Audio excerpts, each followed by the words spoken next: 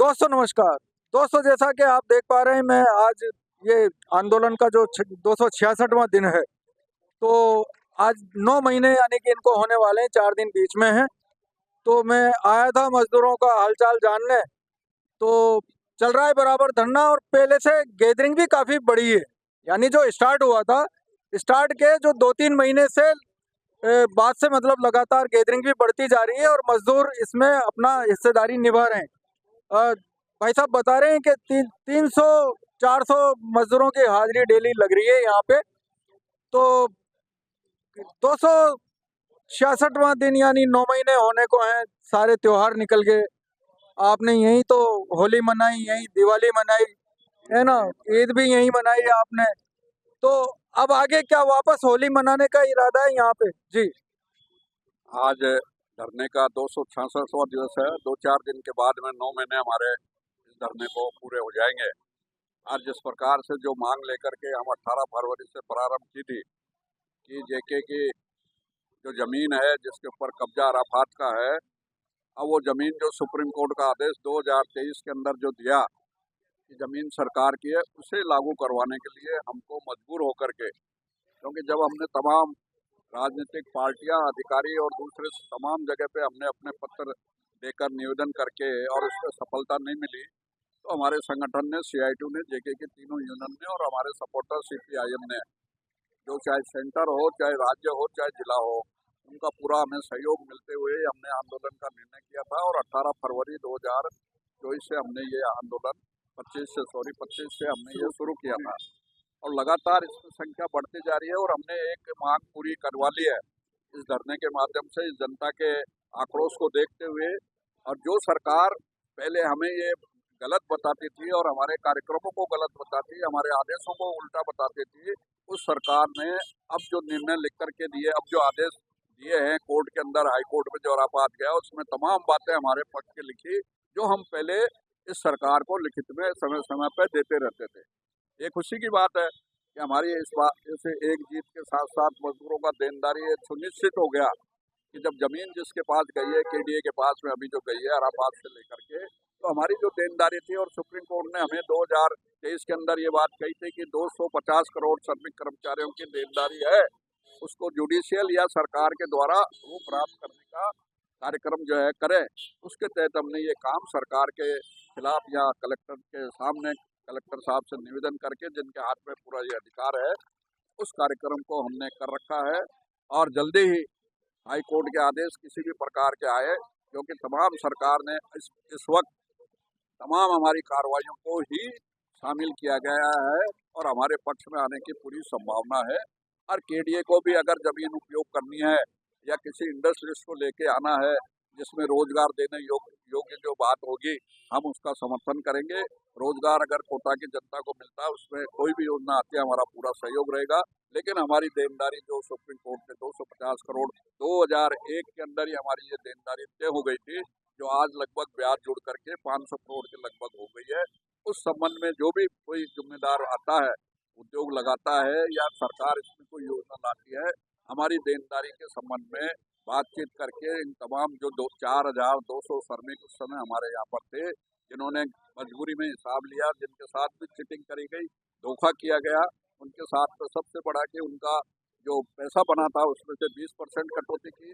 दूसरा, उनको 5,000 जो एक्स्ट्रा देना था वो भी नहीं दिया गया। तीसरा, जो उनका प्रोविडेंट फंड जमा करना था, मालिकों को अपना शेयर करना था, वो हमारे पैसे बने हुए हिस्से में से ही पैसा जो है जमा किया गया। इस प्रकार की चिटिंग, लेकिन कोई सुनवाई हमारी की नहीं जा रही थी। अब जब हमारे धरने के बाद में तमाम इन बातों पे, जो मुद्दों पे सरकार भी सचेत है, और सरकार सचेत नहीं रहेगी तो हमारा ये आंदोलन उन्हें सचेत करेगा।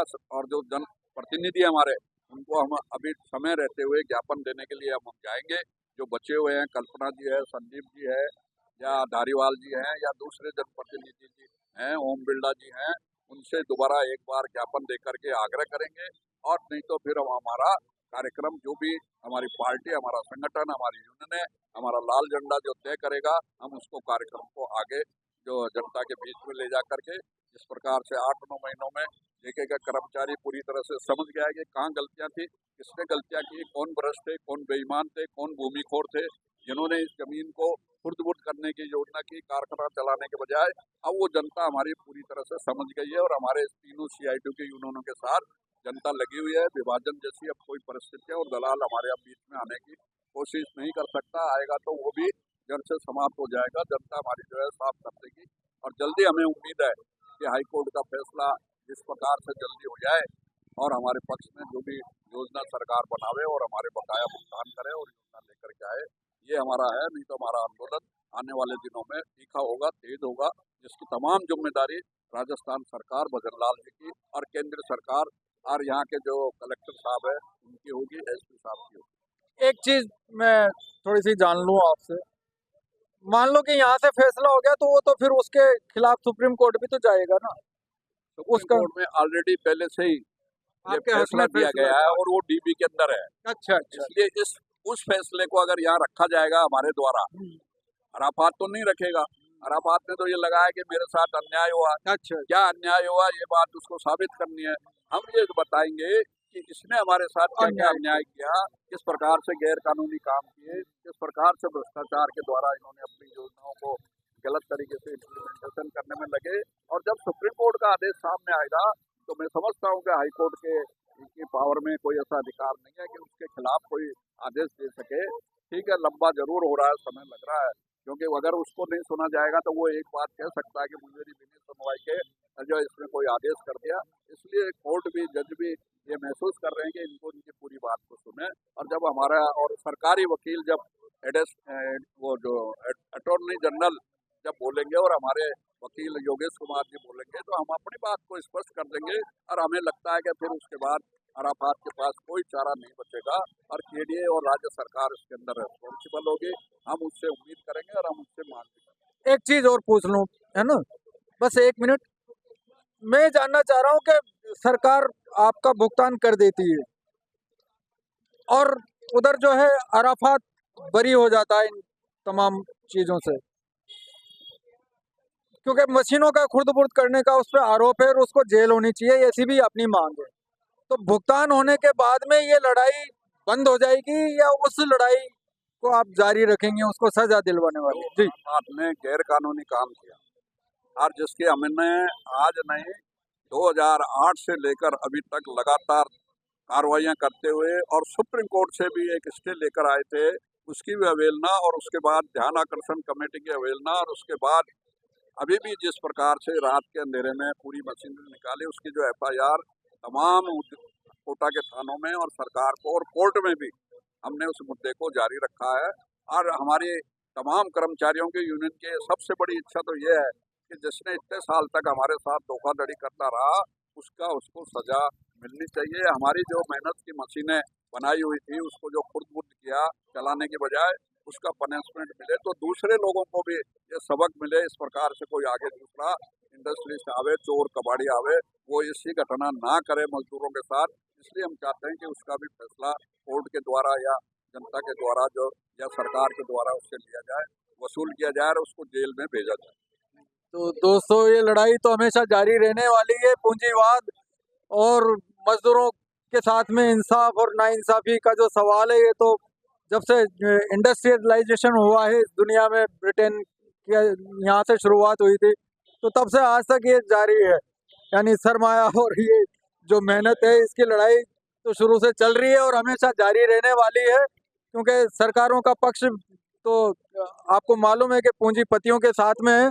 मजदूर के पास में ईमानदारी, मेहनत और एक सड़क की लड़ाई बचती है जो ये मजदूर लड़ रहे हैं। जी हाँ, जी जी जी। कि इस लड़ाई को जीतने के बाद जेके की सीआईटी यूनियन है, लाल झंडा हमारा, जो पहले भी जिन लोगों ने गड़बड़ की है, जमीनों के अंदर घोटाले किए हैं और मिल करके साजिशें करके मजदूरों के साथ जो खिलवाड़ किया है, हम उन मुद्दों को भी वापस से उखाड़ेंगे, उनको जिंदा करेंगे और मजदूरों को हक दिलाने में हमारा पूरा प्रयास है। जी, मजदूरों को हक दिलाने में पूरा प्रयास रहेगा। अभी तक 9 महीने से ये पीछे नहीं हटे, लगातार यहाँ तक आए। डेली मतलब मजदूरों की संख्या भी बढ़ती जा रही है, तो इनके लिए हम दुआ कर सकते हैं और कि इनको इंसाफ मिले, इनका भुगतान हो, उस अराफात को जेल हो मशीनों को खुर्द-बुर्द करने की सजा के तौर पे। इसी के साथ दीजिए इजाज़त दोस्तों, शुक्रिया, बहुत बहुत शुक्रिया।